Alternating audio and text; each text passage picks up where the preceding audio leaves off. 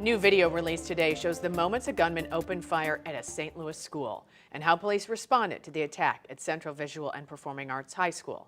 The shooting in October of 2022 killed student Alexandria Bell and teacher Jean Kuchka. Others were shot and wounded while trying to escape. The gunman, Orlando Harris, a former student, was shot and killed by St. Louis police. We do want to warn you, the video is hard to watch. So here's what you will and will not see. In the video we will show in about 1 minute, you will see the gunman make his way through the school and police arriving. You will not see anyone being hurt. Tonight we have team coverage. Justina Cornell will join us in just a minute to explain how people can process what they're seeing. But first, Megan Kernan is here to take us through the timeline. Megan. And ever since the shooting, parents have demanded answers. And so today, police released 2 videos showing an edited timeline of exactly what happened and body camera footage. It was just 14 minutes from the first 911 call until police located the gunman. But we do want to warn you, what you're about to see is difficult to watch. At 9:02 a.m., Orlando Harris pulls up to the side of the school on the sidewalk. At 9:08, Harris breaks a glass door and enters the school carrying a long gun. An unarmed security guard stationed inside the door sees the shooter and appears to use a radio to alert others in the building. In that same minute, Harris shoots multiple rounds into the gym and moves to the second floor. At 9:09, the first 911 call is made. You can see a security guard running up the stairs as Harris approached. At 9:11, St. Louis police are dispatched to the school. There's an active shooter inside the gym, a black male, all black clothing. Shots fired in progress. At 9:17, shots were fired in a room on the 3rd floor.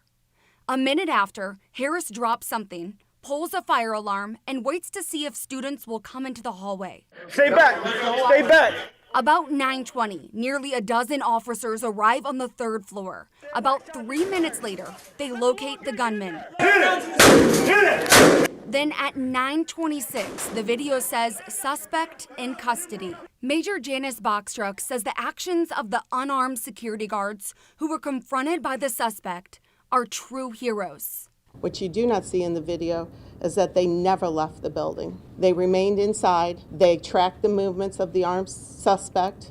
They radioed this information in, all the while alerting students and staff. The second video, which is less than 3 minutes long, shows body cam footage of officers entering the school, run to the 3rd floor, and fire shots through locked library doors where the gunman was, eventually shooting and killing the former student. Now, we stopped the video there and chose not to show the rest out of respect for the families. It shows officers firing numerous shots with a long rifle. The suspect falls to the ground, and then the video blurs the body before it ends abruptly.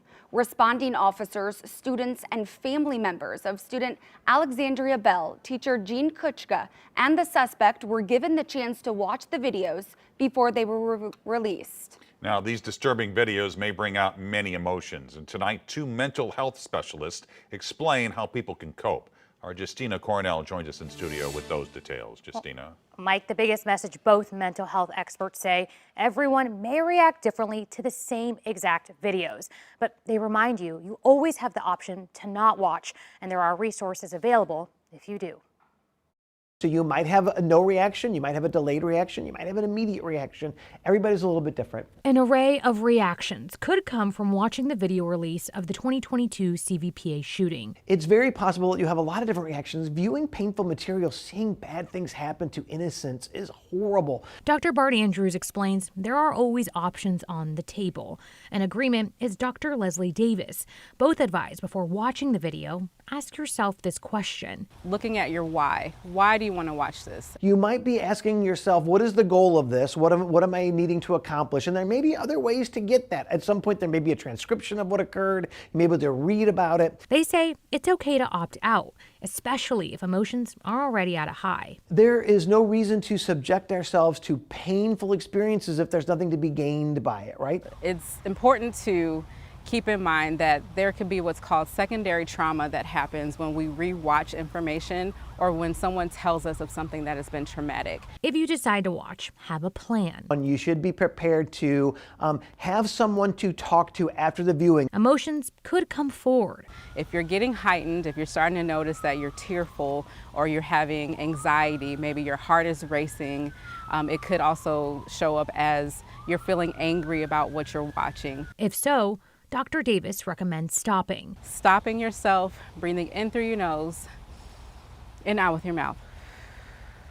Slowing down your heart rate, slowing down your pace, and deciding, do I want to continue watching this information? Once finished, both doctors remind you you're not alone. You always need to know who you can call on and who you can talk to if you're feeling unsafe.